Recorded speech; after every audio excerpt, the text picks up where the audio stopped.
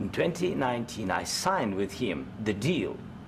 I signed with him, Macron and Merkel, we signed ceasefire. Ceasefire. All of them told me that he will never go. We signed him with gas contract. Gas contract.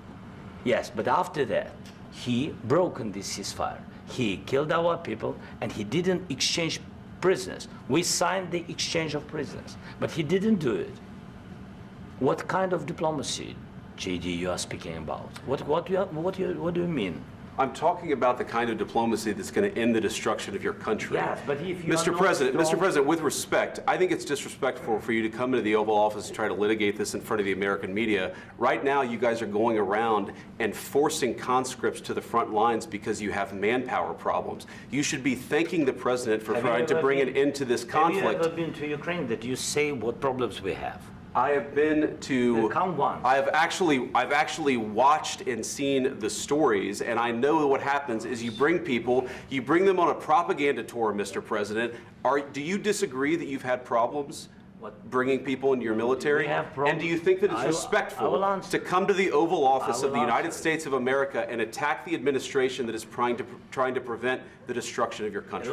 A lot of questions. Let's start from the beginning. Sure. First of all, during the war, everybody has problems, even you, but you have nice ocean and don't feel now, but you will feel it in the future. God bless. You don't know that. God bless. God bless. You will not have a war. Don't tell us what we're going to feel.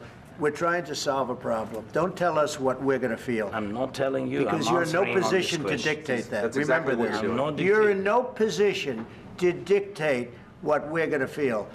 We're going to feel very good. You will feel influence. We're going to feel very good and very strong. You will feel influence. You're right now not in a very good position. You've allowed yourself to be in a very bad position, and he happens to be right about it. From the very beginning of the war. You're not in a good position. You don't have the cards right now. With us, you start having cards. Playing cards. Right now, you don't. You're playing cards. You're playing cards. You're gambling with the lives of millions of people. You're gambling with World War III. You're gambling with World War III.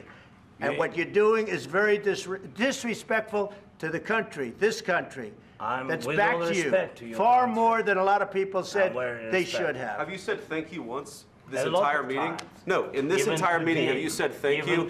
You went to Pennsylvania and campaigned for the opposition in October. Offer some words of appreciation for the United States of America and the president who's trying to save your country. If you will speak very loudly about the war, you can... He's not speaking loudly. He's not speaking loudly. Your country is in big trouble. Can I answer? Wait a minute. No. You've done a lot of talking. Your country is in big trouble. I know. You're not winning. You're not winning this. You have a damn good chance of coming out okay because of us. Mr. President, we are staying in our country, staying strong from the very beginning of the war. We've been alone, and we are thankful. I said thanks you haven't been in this alone. cabinet, you and haven't not been only alone. in this cabinet. We gave you, through this stupid president, $350 billion. You voted we gave for you your military equipment, and your men are brave, but they had to use our military. Yes. What about if you didn't have our military equipment, if you didn't have our military equipment, this war would have been over in 2 weeks. In 3 days, I heard it from Putin. In 3 days. This is something maybe new. Less. In 2 weeks. Of course, yes. It's going to be a very hard thing to do business like this. Again, I tell you. Just say thank you. I said a lot of except that there are disagreements, and let's go litigate those disagreements rather than trying to fight it out in the American media when you're wrong. We know that you're wrong. But you see, I think it's good for the American people to see what's going on over there. I think it's very important. That's why I kept this going so long. You have to be thankful. You don't have the cards. Thankful. You're buried there. Your people are dying. You're running low on soldiers. Listen, you're running low on soldiers. It would be a damn good thing. And then you tell us, I don't want a ceasefire. I don't want a ceasefire. I want to go, and I want this. Look. If you could get a ceasefire right now, I tell you, you take it so the bullets stop flying and your men stop getting killed. Of course, we want to stop the war. But you're saying you don't want a ceasefire. But I said to you, I want a ceasefire. With guarantees. Because you'll get a ceasefire faster than an agreement. Ask our people about ceasefire, what they think. That wasn't with me. For you what that wasn't with me. That was with a guy named Biden, who was not a smart person. That was with Obama. It was your president. Excuse me. That was with Obama, who gave you sheets, and I gave you javelins. Yes. I gave you the javelins to take out all those tanks. Obama gave you sheets. In fact, the statement is Obama gave sheets and Trump gave javelins. You got to be more thankful, because let me tell you, you don't have the cards. With us, you have the cards. But without us, you don't have any cards.